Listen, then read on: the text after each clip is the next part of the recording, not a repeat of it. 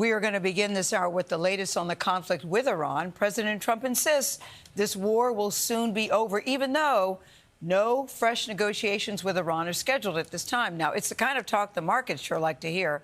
The S&P 500 hit a record high on Wednesday, but what is really happening in the Persian Gulf area is the question. Charlie D'Agata can tell us. Here's his report. The U.S. military released new video of fighter jets taking off from the USS Abraham Lincoln aircraft carrier, the centerpiece of a flotilla including at least 10 guided missile destroyers positioned in waters near the Strait of Hormuz.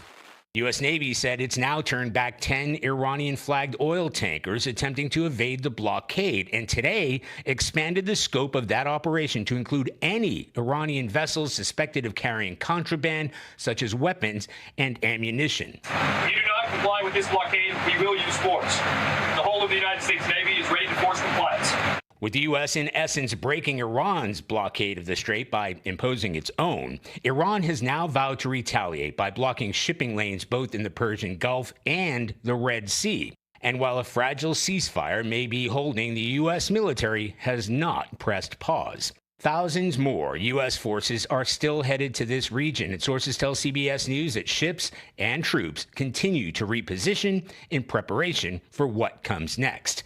The Iranian Foreign Ministry spokesperson said a possible extension to the current ceasefire, which expires next week, is speculation, and accused the U.S. of destroying the negotiating table.